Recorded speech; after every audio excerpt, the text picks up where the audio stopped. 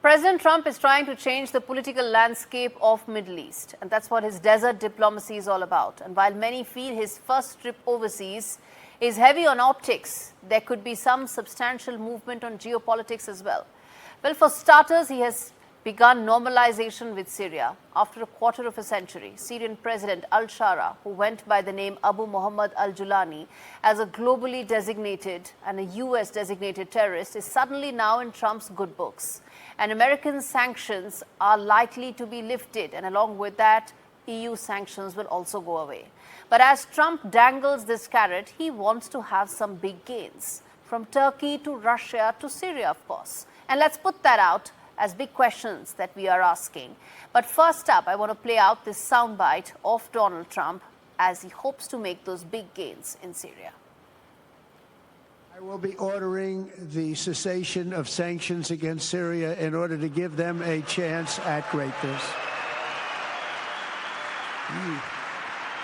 Now it's their time to shine. It's their time to shine. We're taking them all off, and good luck, Syria. Show us something very special like they've done, frankly, in Saudi Arabia. Okay, they're going to show us something special.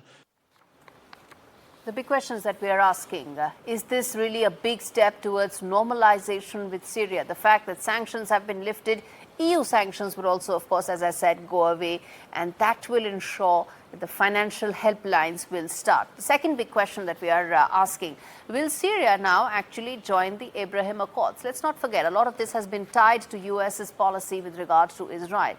Trump may not be stopping over at Tel Aviv, but Israel is a very large part of the entire trip. And third question that we are asking is, what does Trump's Gulf diplomacy really hope to achieve? The big takeaways in terms of behind the optics, behind the red carpet and the big fancy jumbo jet, what really is it hoping to achieve? Daniel Brock, who's a senior journalist, joining me from Washington. Anjana Sankar, who's a senior journalist, is joining me from Abu Dhabi. Daniel, let me start with you. The fact that there is now normalization of ties between Syria and US would probably be unthinkable just a few months back. How do you see this, and what, according to you, Trump is really hoping to achieve by opening the financial taps once again for Syria? Well, I think a couple things are possible. I'd start by saying that ties are not normalized yet. He hasn't talked about restarting formal diplomatic relations, and he's just promised to remove sanctions. And as we know, Trump can change his mind often. So we're waiting to see exactly what's going to follow.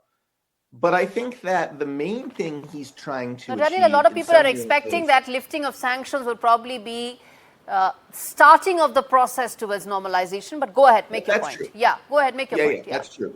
It could start that process, certainly. I think the main thing he's after, per what you were saying earlier, is to try and get Syria into the Abraham Accords. So he's talked a lot about trying to get Syria to recognize Israel, to partner with Israel. And I think he hopes that by meeting with Syria's new president, he can kickstart that process. And removing the sanctions is a show of faith. I think he's also hoping just in general for a more stable Middle East.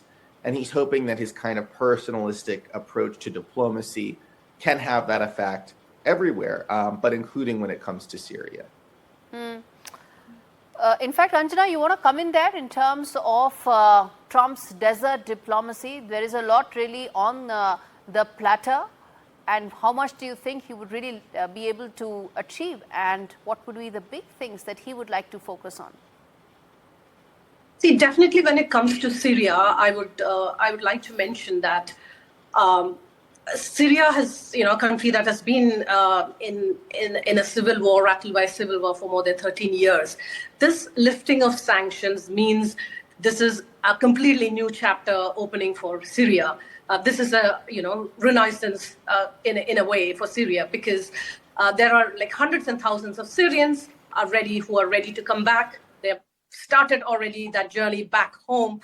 And this would mean that the very essential infrastructure, the revival of the economy would all start. This is a starting point for Syria. So I think this is a big step for the country, and that is why we are seeing all these big celebrations on the street in Syria. And for Trump, I think this whole foreign trip, starting with Saudi Arabia, as he has done in his first term also, he started with Saudi Arabia. I think this is a clear showcasing of Trump's art of the deal. That's what he wants to do. And I think Trump has done a huge, gamble with this tariff war that he had started with countries like China. So it is essential for him to get these big investments. Anjana, make no mistake, this is also a gamble. I mean, nobody is saying that this is a win right now. This is a gamble. Make no mistake, the man that he's trying to now, of course, he hasn't normalized, but the man he is now throwing this big carrot to is and was a globally designated terrorist not so long back. So this is not just about Syria. There is, of course, a lot of moving parts to this. But Daniel, in terms of the US-Saudi Arabia relationship and the US-UAE and Qatar relationships, of course, the other factor that's really likely to weigh heavily is the Israel factor, isn't it? Definitely. Trump, Israel looms over this entire trip, right? Even if he doesn't actually go to Israel, the Israeli-Palestinian fighting, absolutely, Israel's war in Gaza is the main thing happening in the Middle East right now. It is the main source of instability in the area right now. And so it's absolutely going to be on everybody's mind. Now, we know Trump wants to bring some sort of end to the fighting. It's a part of, as we've been talking about, the art of the deal. We also know that he wants to expand the Abraham Accords to include Saudi Arabia in particular. That's kind of the big prize on the board. And so I imagine he sees this trip in some ways as an opportunity to hopefully move the ball forward in some way on that in order to try and get Saudi Arabia closer to normalizing ties with Israel.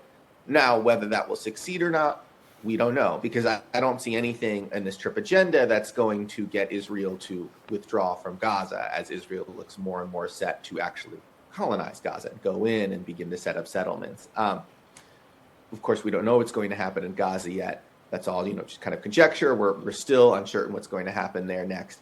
But I do think that that's a huge item right now. That's a huge thing that Trump is thinking about.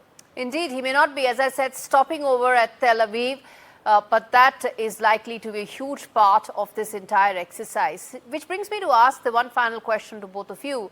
A lot of people feel this is essentially a business trip with, maybe diplomacy thrown around a little bit for the correct optics. Is that how both of you see this, or do you expect big geopolitical wins for Donald Trump from this? Anjana, you go first.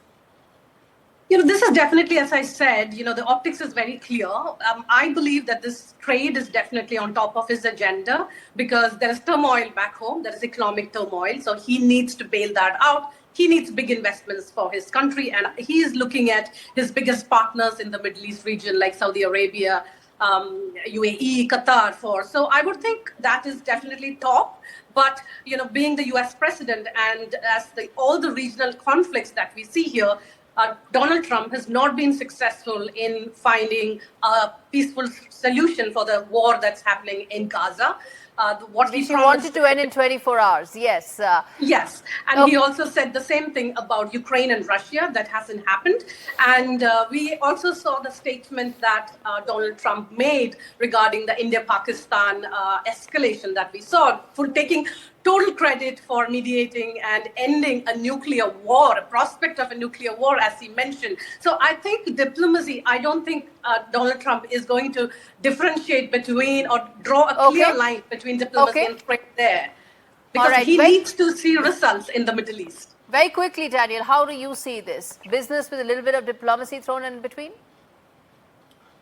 First, I just want to quickly correct something I said earlier, which is that we haven't seen evidence that Netanyahu himself has plans to go in and put in settlements in Gaza. Some of his allies are talking about it, but I wouldn't actually bet on that happening right now. So I want to retract that.